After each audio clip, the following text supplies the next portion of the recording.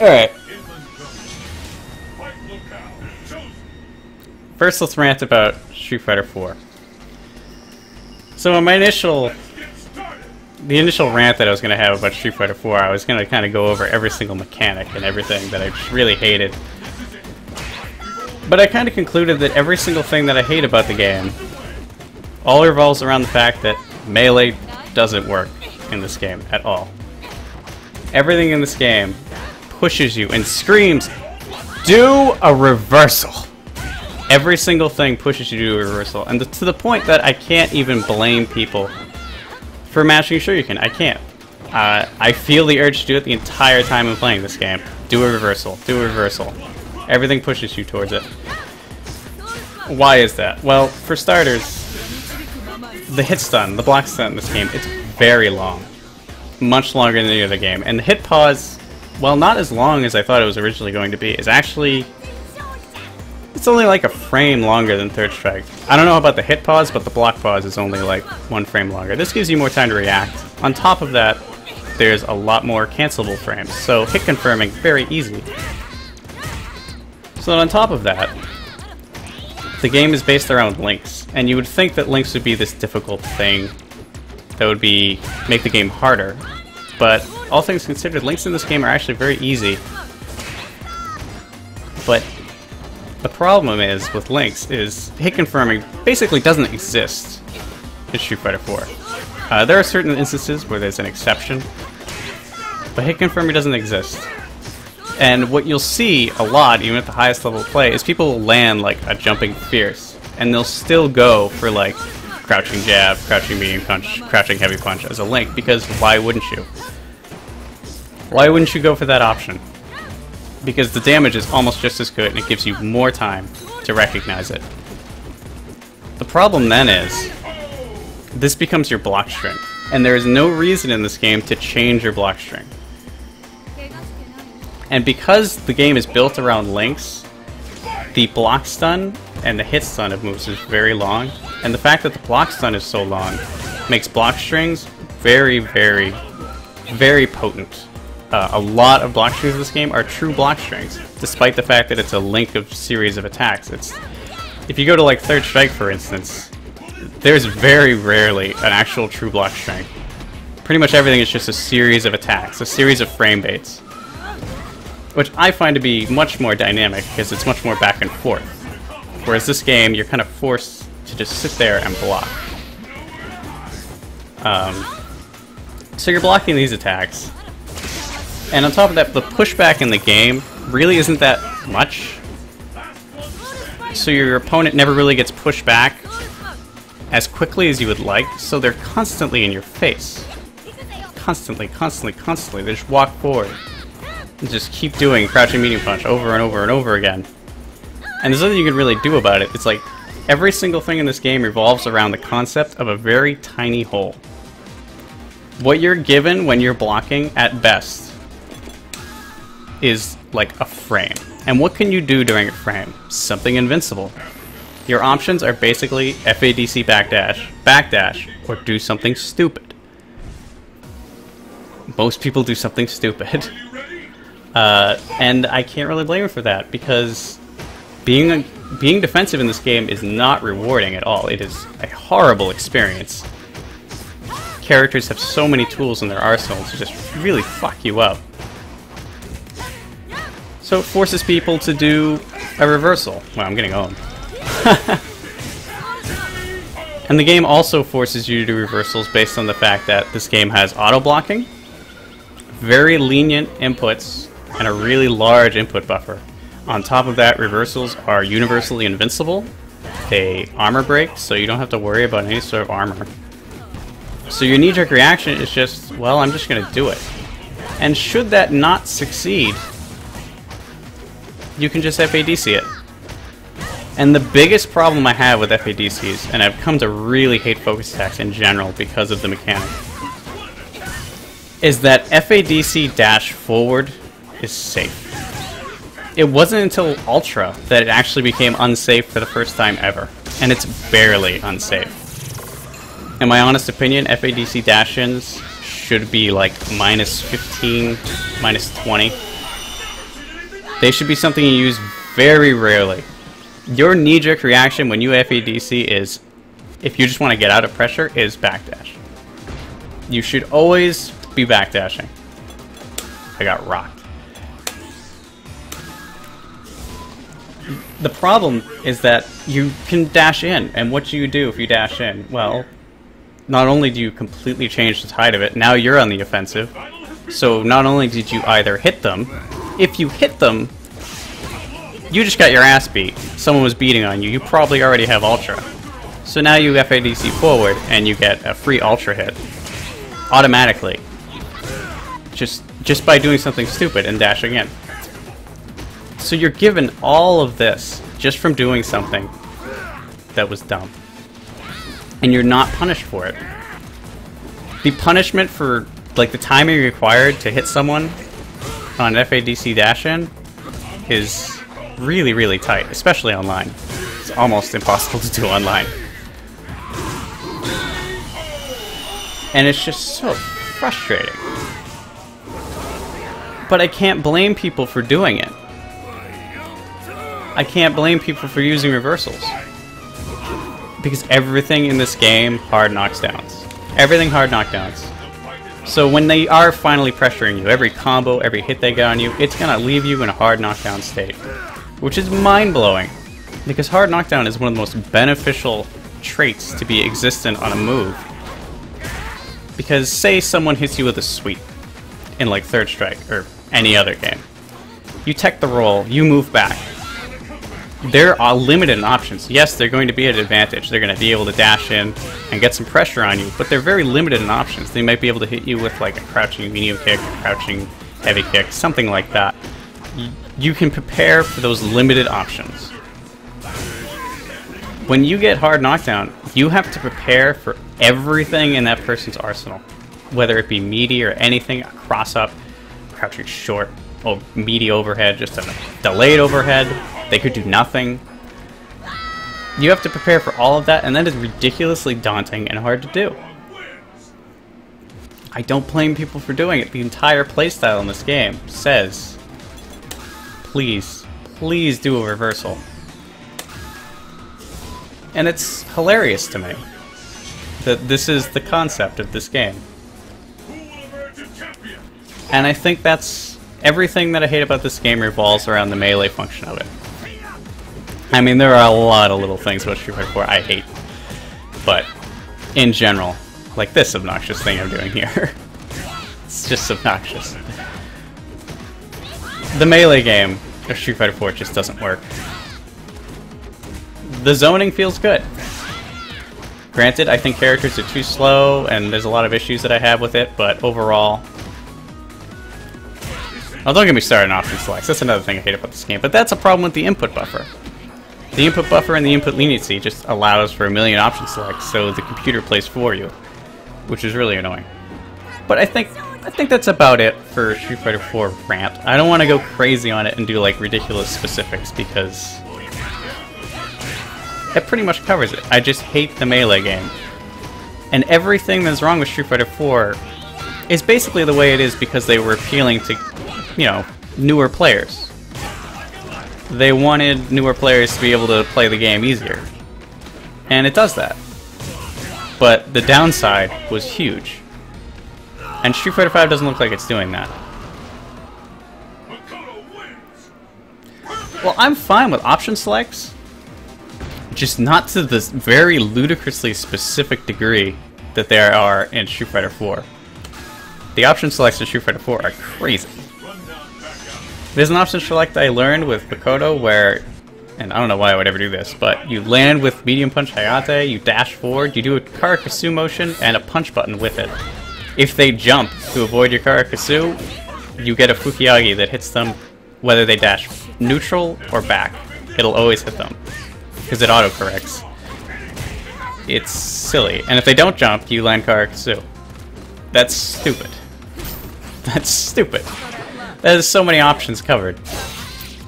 Granted, that's still a ridiculously risky thing to do. But, so it's not a useful option select really, but it is painfully specific, and I hate it. But let's stop with Street Fighter 4. Let's talk about Street Fighter 5. Man, I'm getting so stoked for this game. I really, really am. My hopes for it were... You know, you guys know how my thought process was with Street Fighter 4. Well, it can't be worse than... Or Street Fighter 5. It can't be worse than Street Fighter 4. And I really don't think it can be. I admit being a little skeptical when I first saw Street Fighter 5 released, because I was like, this looks a lot like Street Fighter 4. And I looked at the revenge gauge, and my first reaction was, no! Didn't you learn anything? Didn't you learn anything from Street Fighter 4? That kind of thing doesn't work. But then the latest footage came around, and it has lifted my hopes for Street Fighter 5 immensely. It's just a series of me dying. I picked like the best replays. I go on winning and losing streaks in this game. I either win 100% of the day, or I lose all of them.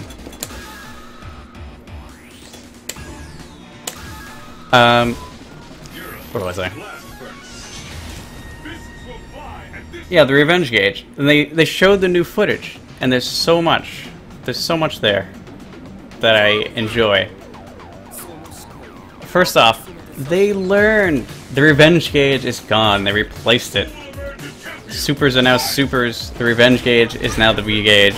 That makes so much more sense.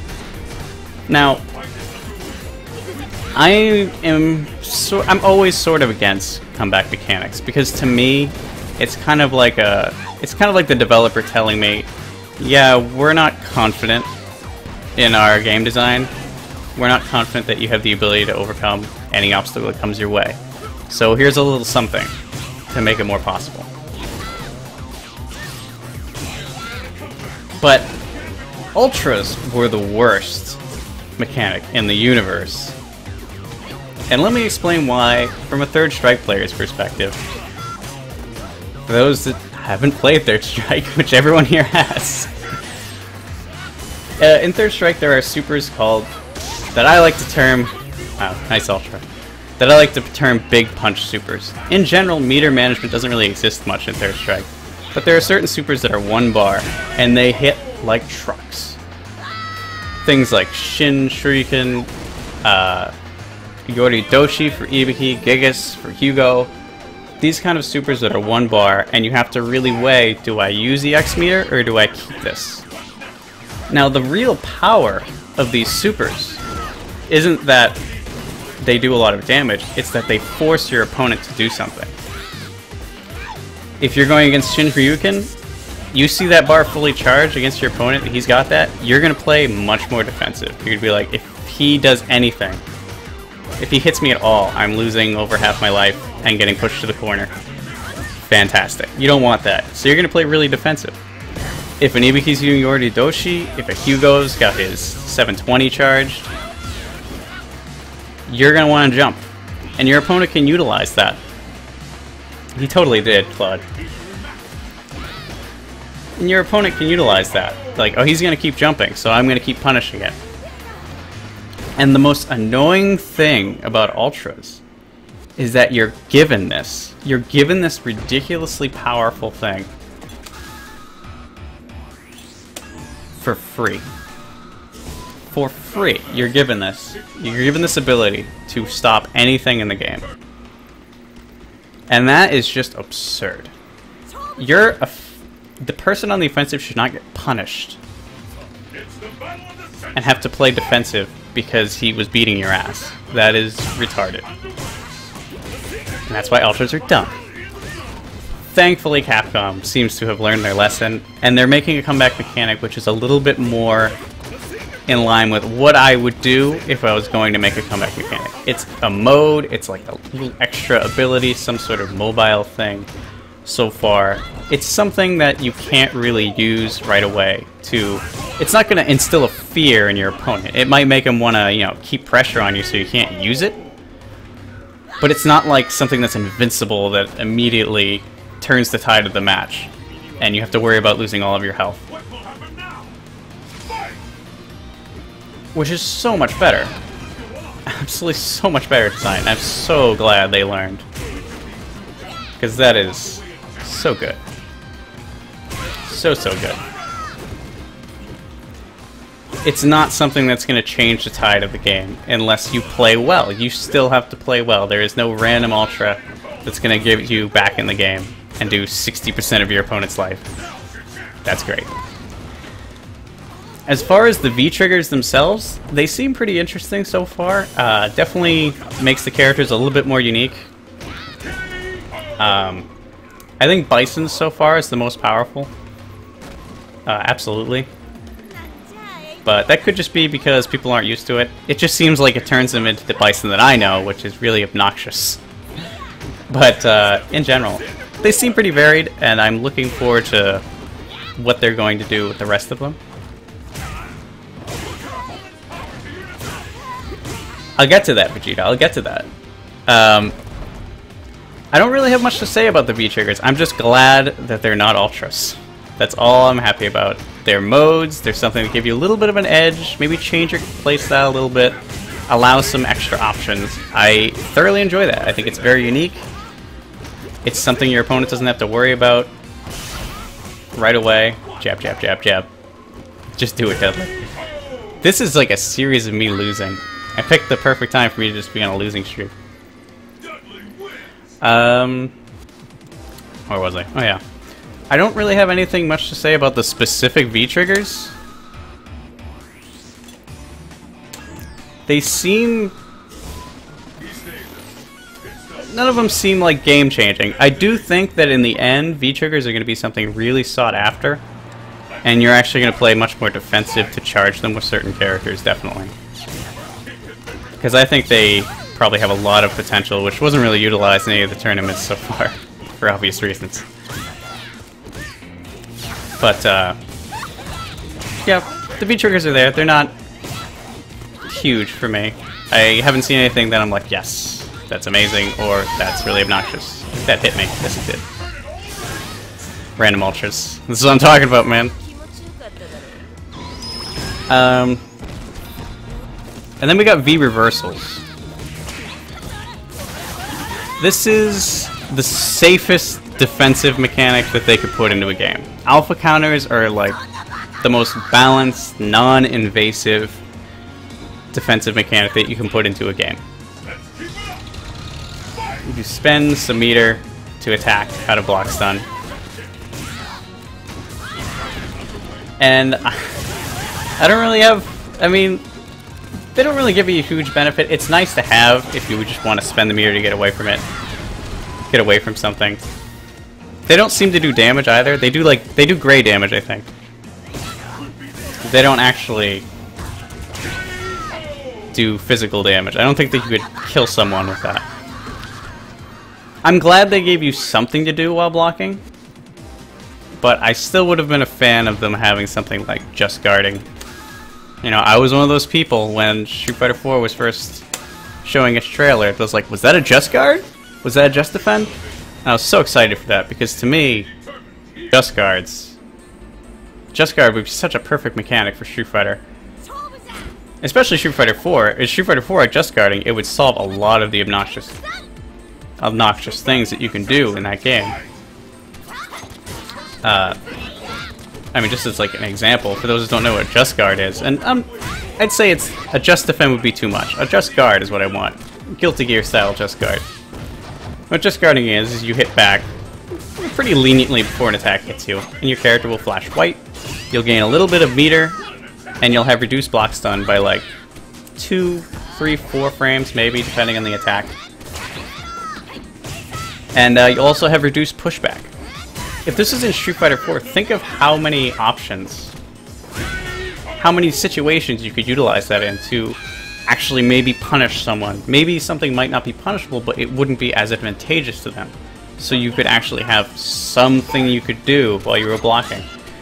It's a mechanic that should be in Street Fighter 4. As for it being for Street Fighter 5, I think it would still be a really good mechanic. I don't really know how Street Fighter 5 is going to play, but I think it would still be a really powerful tool that, if someone really wants to get good at it, it would allow for some benefit. And I love mechanics that are kind of sort of optional to use. You can use them if you want and get really good at them, or you don't really have to use them at all.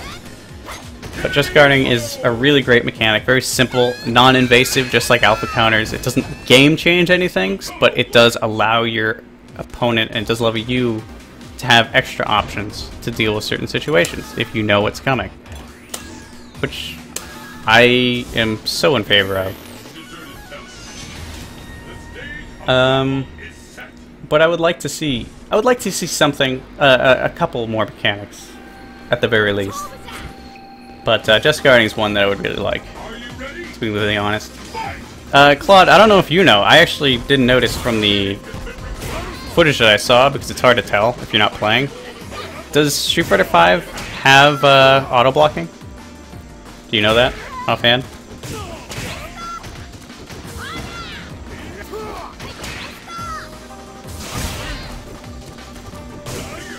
Because if Street Fighter V doesn't have auto blocking, then just guarding would be a really interesting mechanic to have, because then it would have a really big risk to it as well, outside of just the inherent risk of not holding back right away.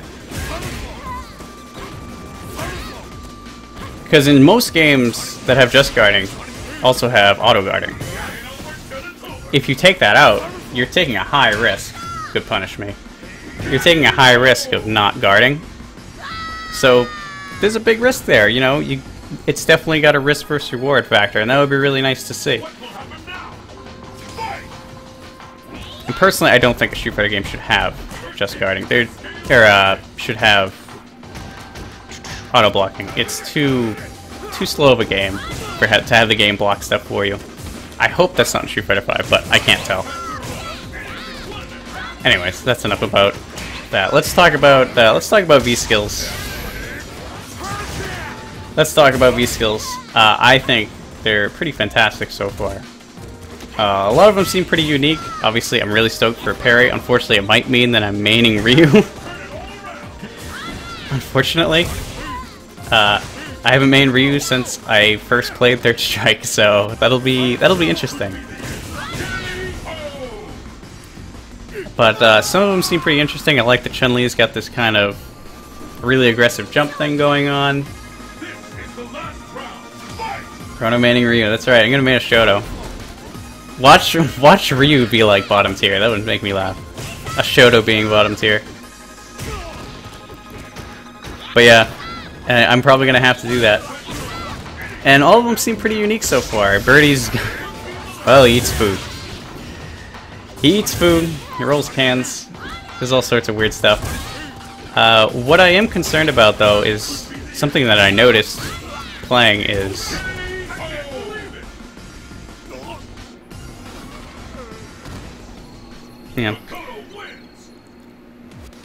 V skills inherently like build your V gauge, which I'm really happy about. I'm so happy that they made it so V gauge can be built without just getting your butt kicked. I think that's really important. If you have any meter in the game, there should be some way to build it. There should be some way to build it that doesn't involve you getting your ass kicked. And thankfully they did that. But what I am concerned about is some of the characters have V skills which are like built to deal with fireballs. How do you gain the meter if it's built to deal with fireballs and you're playing a character that doesn't have fireballs, or against a character that doesn't have fireballs? How do you gain the meter? I noticed, I think Nash's looked like it actually hit the opponent. That's still kind of awkward.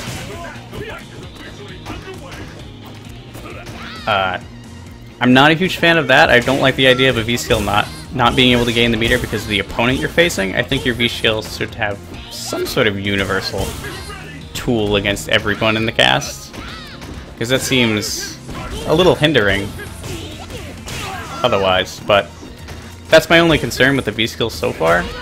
It's just I feel bad for anyone who's going against a fireball character that has a V skill for fireballs and they can't do anything with it. That seems silly.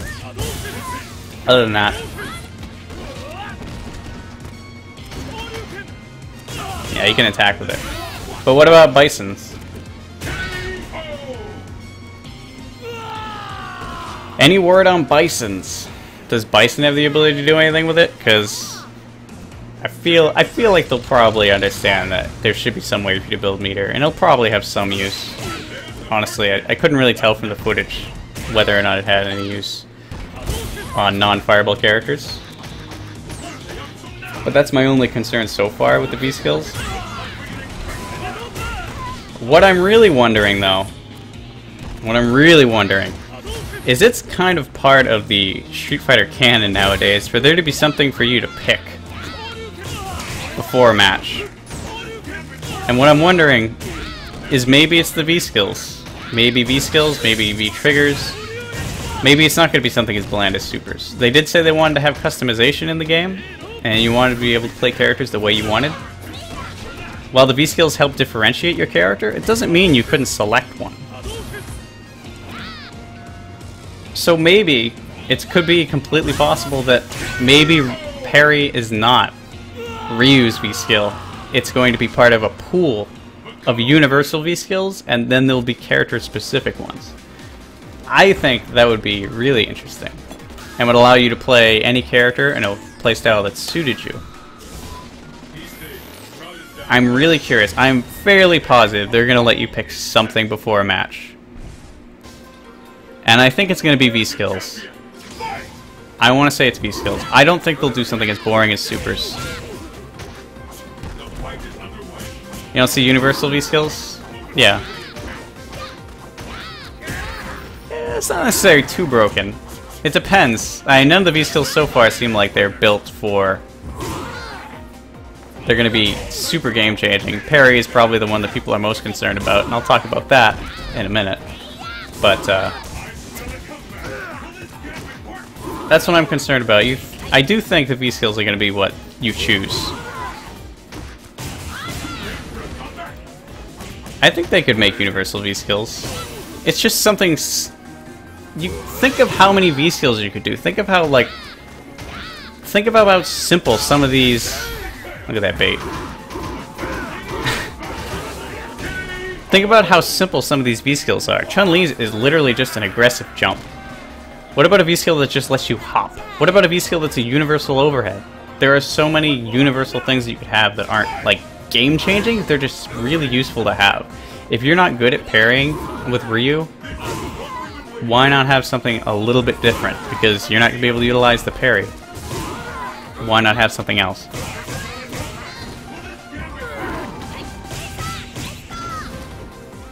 V-trigger is possible too.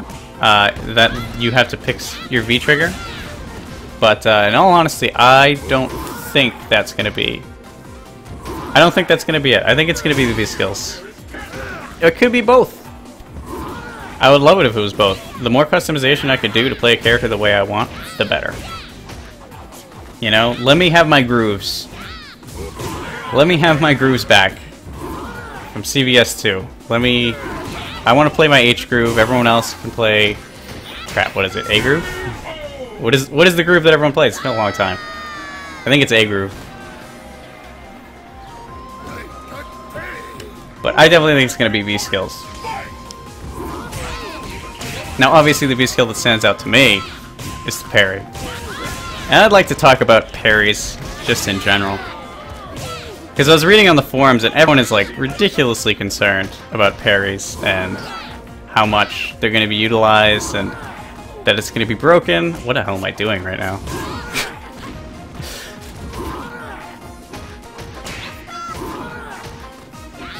Parries... People think of parries and they immediately think of third strike. They immediately think of third strike parries. And they cringe. They're like, oh my god. How do you deal with that? Why would you not pick parrying if you had the option? And it's not really fair to immediately think of parrying and think of third strike. Third strike is built around a parry. It was meant to be a mechanic which was utilized very frequently. Blocking is the much preferred option. At a higher level of play, parrying is used very efficiently and is not really abused at all. Red parrying is more common than regular parrying, outside of parrying option selects. So the game is built around it, but parries in third strike are easy to do. Not super easy, like just in this middle range. They're not that hard, so you're meant to be able to utilize them. And it's not fair to always look at third strike for the parry system because so many games have parries, and yet they don't get used that often. Even if you play the other Street Fighter 3 games, you play New Generation or Second Impact, the parry system is a little bit different in that one, and while not drastically different, those small changes make a difference. And like the best example that I could possibly give is just, again, look at SNK, or Capcom vs SNK 2. You had the option to pick a parry system. You had the option to pick the third strike parry, but no one really picked H-Groove. Because why would you pick H-Groove? Now you could argue the other grooves were just better, but if parries are so powerful, why wouldn't you pick it? And with the exception of a couple pro players, no one really used H-Groove. For a multitude of reasons. One, it wasn't really as good as the other grooves that were available. And two, the parry was different. While it was a third strike parry, the parry timing was different. It went from being 11 frames, I believe is third strike's parry leniency, to 8 frames, or 7 frames, something like that. A little bit more difficult to do, the timing is a little bit tighter, which made it more difficult. But the really big difference was that the screen pause was much shorter. So parrying multiple attacks at the same time, much harder. Much harder. To an insane degree. The screen pause in third strike is 16 frames, which is quite a decent amount of time. That's why parrying multi-hit moves in third strike is, while very skillful and still difficult, is not, like, impossible. And these small changes make a huge difference. And it just goes to show that a parry system can exist, and it's still not going to get utilized. And so many games have parry systems, and they still don't get utilized. You go to, like, Melty Blood. Melty Blood has shielding as a mechanic. You have shields, and you have EX shields. EX shields is you hit the shield button right before your opponent is going to hit you, and you can cancel into any normal immediately. And a regular shield is you hold the parry button down, and yeah, that's right, you can just hold it down, spam meter, just keep it up. And anything you parry, then you can cancel into a special move, which is just a regular shield. You can't cancel into a normal. And shielding doesn't really get used that much in Melty Blood, because it has a really high risk. It has an animation. This little flash appears in your hand. You have to do it high or low depending on the attack. Really high risk. Very easy to punish. You just immediately do the opposite of what they're shielding. And it doesn't get utilized at all. Despite the fact that you would think it would be so rewarding, but it's not. And then you go to a game like Guilty Gear, which has the most the most difficult form of parrying in the form of slashbacks. It's one of my favorite mechanics in the game, because it's one of those mechanics where if someone gets really good at it, they get a huge benefit, but it's not a mechanic you have to learn or use at all. And slashbacks are great because not only are they parries, they're red parries. You can use them while in block stun. And what you do is you spend a little bit of meter to use this attack. Or not use this attack. You spend a little bit of meter to attempt a parry. And you get this little golden ring that comes out. Now the parry timing on a slashback is like red parry timing from third strike. You have to hit them. You have to do it 2 frames or so before the attack is going to hit, which is a lot to ask for. It is very tight timing. If you succeed in a slashback, your block stun is reduced pretty much to 0, to like something like 3 or 4 frames block stun. Not much at all. You get a big chunk of meter, and your opponent's going to suffer. And it's great. That is a very balanced way of doing it. And something else about slashbacks is there's really no screen pause, so your opponent keeps going. So it's very fast, so you have to rack very quickly, so it's very difficult to do. Like, even if you land it, to react appropriately and punish them is hard. So if you don't succeed in a slashback, what happens? If you slashback... Wow, nice ultra, dude. If you slashback, you can't guard, you can't block for, I think it's 0.75 seconds. That is a long time in a fighter. So you can't block for 0.75 seconds, and you use a little bit of meter. So if you use this while blocking, you're gonna get hit. But when you can do, is you attempt a slashback, is you can try another slashback. And that is such a ridiculously brutal parry system. Absolutely brutal. But I like that it's there, because your opponent can, like, some players will utilize it. Not every mechanic has to appeal to everyone, or has to be used by everyone. I am fine with mechanics which are just something that a really dedicated player will use. Now, Street Fighter games have never really been known for having abundant amount of mechanics. In fact, they've been known for being very shallow. I would like to see a change in that, and to some degree, and not to a massive degree at all. But having those mechanics which aren't game-changing, that you as a player can get really good at, is nice. So I don't really understand people's concern with the parry. I mean, the parry for Ryu looks like it's already going the Melty Blood route in the fact that it has a recovery, it has an animation. It doesn't look like it has much screen pause. It looks like it's going to be a much more difficult and unrewarding parry. And I don't deny that third strike parries are very beneficial. But I think what a lot of people don't understand is that third strike parry system, I don't think a lot of people grasp it. There is an entire parry game in third strike, and most people who play third strike never get beyond the parry phase, which is the phase where you learn to parry and you try and parry everything. And most people who play third strike are playing against other people in that phase, which is why third strike can seem like a very guess-oriented game, but it's not. It very much is not. And I think that's why a lot of people, yes, wake up parry. Wake up parry is pretty much the form of doing a wake up shuriken in Street Fighter 3. I think the concern about parries is unjustified. There's a million and one ways to make a parry system work and have it not be a game-changing mechanic. Third Strikes was built to be a game-changing mechanic. It is one of the most game-changing mechanics to ever exist in a fighter, outside of something like blocking. And I don't think this concern is really necessary. That's pretty much all I have to say about parries. But overall, I am super stoked.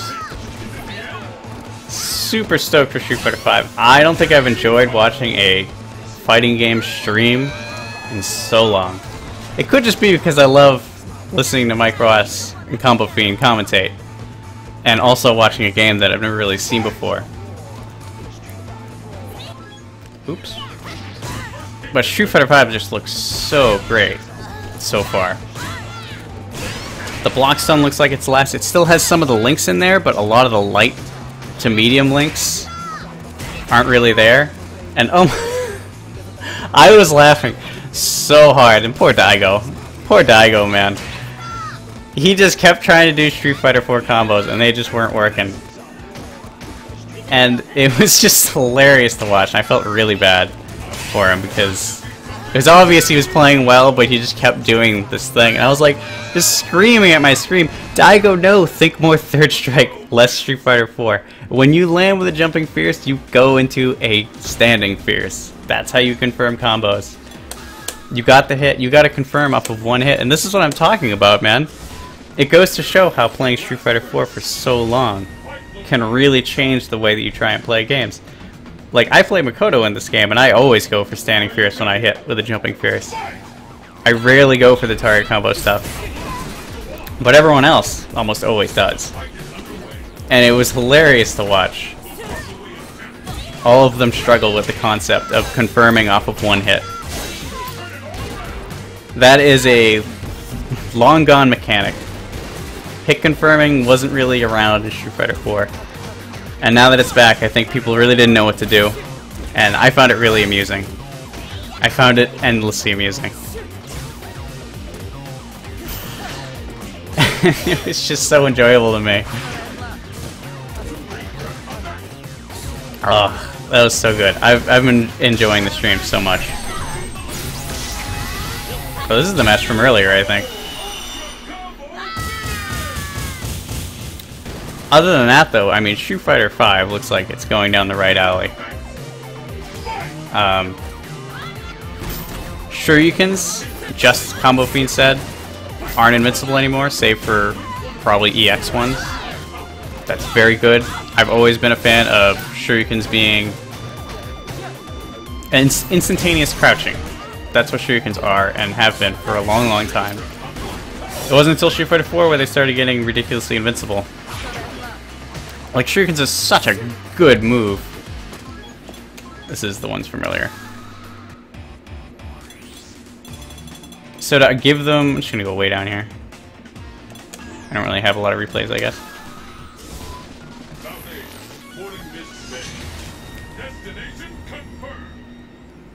So to give them invincibility was just unnecessary. But so far, backdashes don't have their invincibility. The walking speed seems okay for some characters. Probably could still be faster. The dashes seem faster. I haven't actually slowed down footage and watched, but dashes seem like they're a lot faster. Backdashes aren't invincible anymore, which is fine. Backdash invincibility is a take it or leave it mechanic for me. I am fine with it being there, and I'm fine with it not. I do think they should be throw invincible. I do think backdashing is a good throw baiting thing. And even in Third Strike, when they weren't throw invincible, it's still really useful for baiting anything, because backdashes were so fast in Third Strike, you could backdash and then punish someone for doing something, which is great. And just like you could see the pacing difference in the game. It felt to me much more like Third Strike. With the footage that I was seeing at the tournaments, it felt more like Third Strike than Street Fighter 4 to me, sort of. Which is what I want. I want Street Fighter 5 to be the perfect middle ground between both games. I really do. And I think it's going to get there. So far, it's looking really, really good. I enjoy it immensely. Everything from the aesthetics to the sound effects I love. Dude, the block sound Street Fighter 5 is great. It reminds me of fighting Urien in Third Strike, which I love fighting Urien because I love his block sound. It makes me feel so good when I'm doing pressure. It makes me feel so good when I'm pressuring him. Just this doom, doom, doom, doom. Very metallic sound that he has. I love it. I absolutely love it.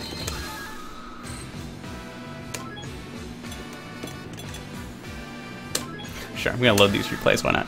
This is from a long time ago.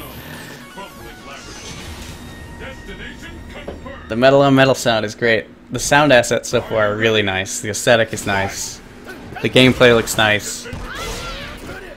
I'm super stoked.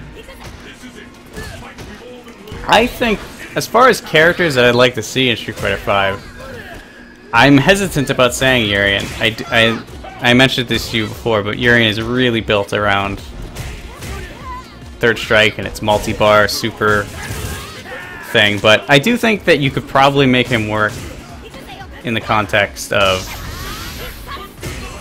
the V-trigger system. I think you could probably make Aegis Reflector work like that. Absolutely. Urien is one of the most sought-after characters. Yeah, I think he could work in Street Fighter V. I do. They would have to balance Aegis a little bit, so Aegis pressure isn't crazy. If you could do some of the setups you can do in Third Strike in Street Fighter V with Aegis, it'd be really powerful. But, and this is the main thing, because Vegeta's mentioning in the chat.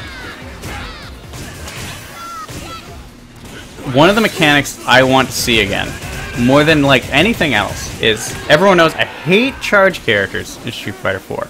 I hate them so much. They're so bland, they're so uninteresting, they just sit there. The mechanic I want to see most return, I want to see charge partitioning come back. That was such a good mechanic. It made charge characters interesting. It made it so you didn't make charge moves insanely good. You made them maybe slightly better than normal, but not insanely good like they are in Street Fighter 4, where a charge move, in general, they're designed to be better than normal moves because you have to charge them. Charge partitioning allows charge characters to be really dynamic and interesting. Just think of what the Urien would play like in Street Fighter 3 if he didn't have charge partitioning. He would be super silly. He would be terrible. He would probably top your bottom 3 characters in the game if he didn't have charge partitioning. For those that don't know what charge partitioning is, it's basically the ability to hold a charge while attacking, while dashing, while jumping. And basically, if you know what you're doing with charge partitioning, you can do some crazy stuff. It doesn't mean you hold the charge like always, it's still very, very tight.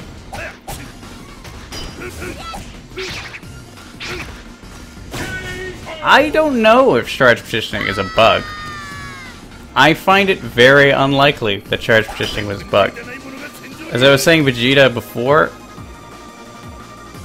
it's the way they designed the charge system in Third Strike. It seems impossible that they wouldn't have realized, hey, people can move and then continue their charge by holding back. In fact, I actually kind of wonder if I can, let me see if I can do this here. Let me see if I can do this here. We get that off screen. New tab. Let me see if I can showcase the charge system. This is what I showed Vegeta a little bit earlier. Where is it?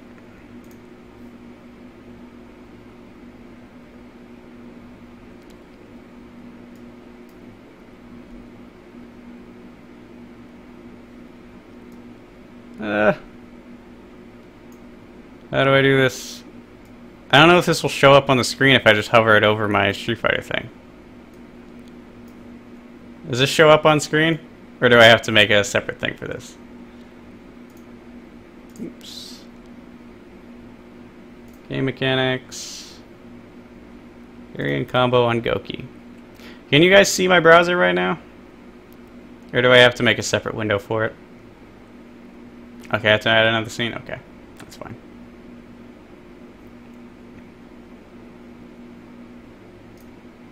I'm not really good at editing stuff on the fly. Add window capture, or monitor capture.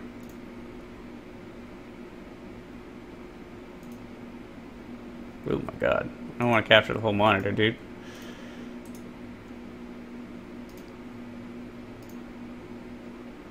Yeah, capture that. Is that on top? Alright. You guys see? Can you see this? Can you see this awesomeness right here? Because Claude may not be familiar with this, so I'm going to explain it as best I can. It's been a while since I've had to look at this.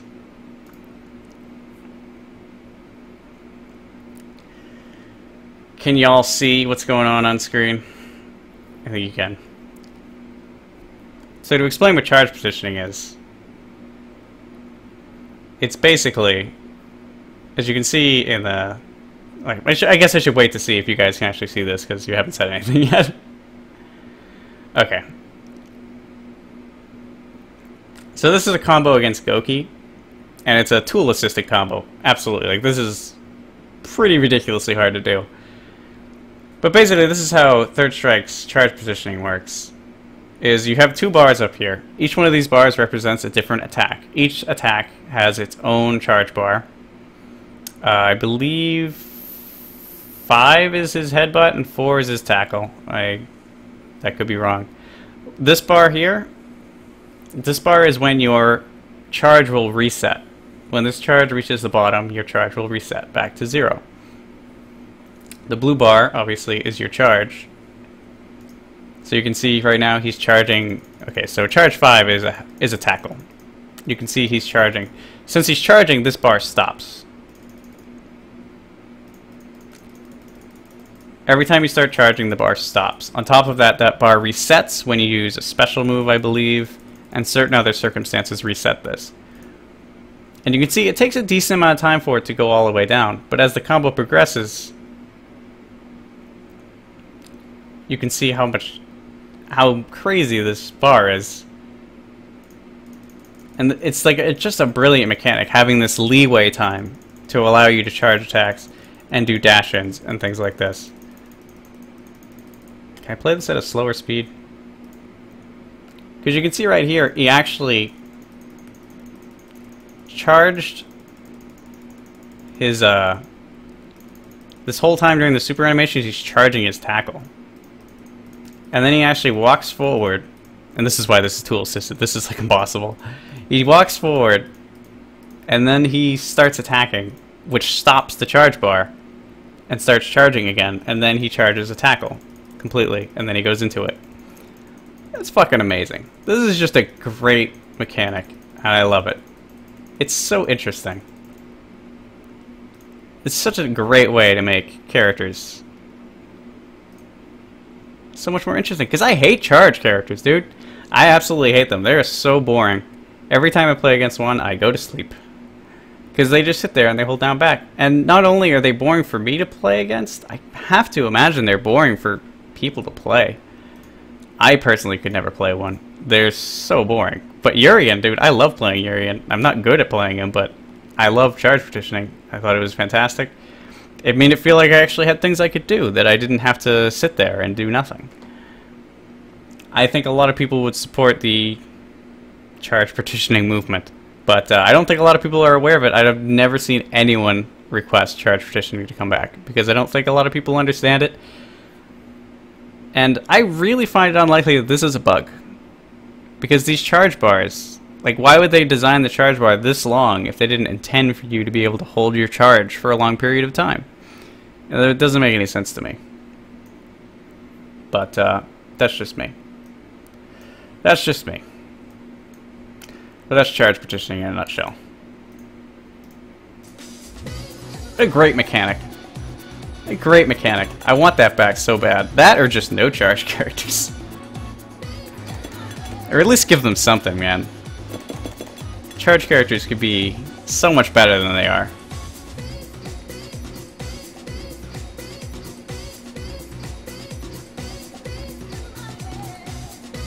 Yeah, I know it could be unintentional, but that's not a bad thing. You know how many mechanics have come about because they're unintentional, but then they become core mechanics to a game? Use a Guilty Gear example. Jump installing is a mechanic which is unintentional. Bees in my hair, that's right. Jump installing is unintentional in Guilty Gear, and now it's a mainstay. I'm not even going to bother explaining jump installing because it's complicated, but it's a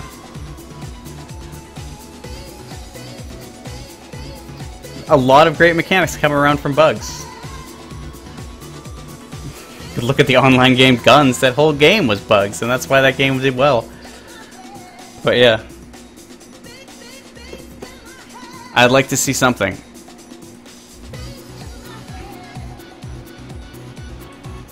Yeah, no one said anything about charge partitioning. I don't think they will either.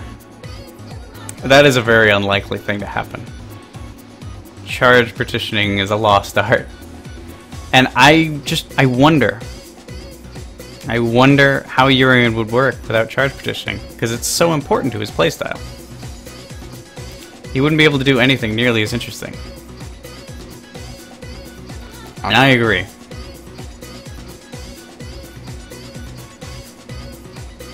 Yeah, that is true, Claude. It does Bison's V-Trigger does remove charge requirement, or at least lessen it.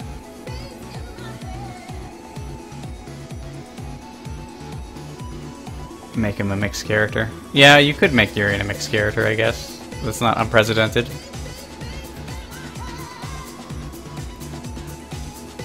I don't know. And I definitely agree with the netcode, though. Street Fighter V needs to have stellar netcode if it wants to do well.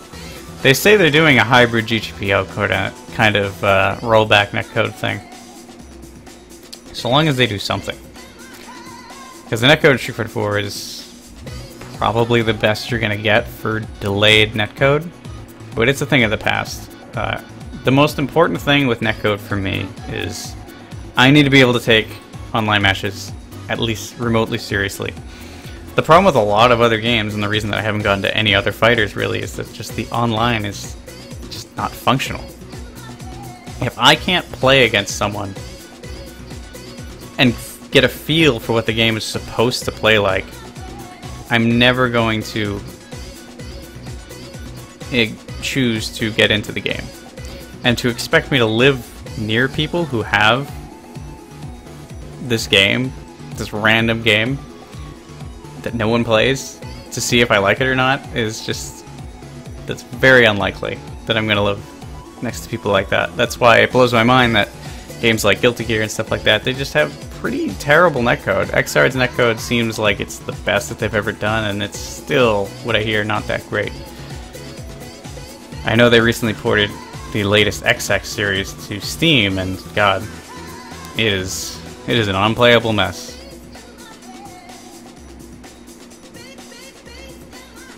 But netcode is super important. Not just for the casual players, but just for the pro players too. They gotta practice. Maybe they don't live next to someone. There are people who go like hours and hours to get to tournaments, dude. They're not living next to people.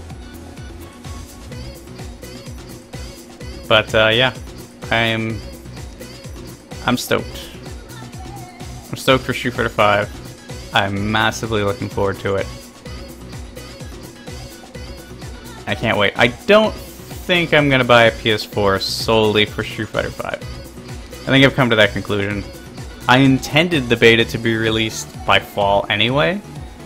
I didn't expect the PS4 beta to be in July, which is way sooner than I expected. And it's probably going to be about the build that we see now. While I would like to be that guy who gets his hands on it right away, I think I'm fine with waiting a little bit, because I think the game will change a decent amount by the time that I get my hands on it.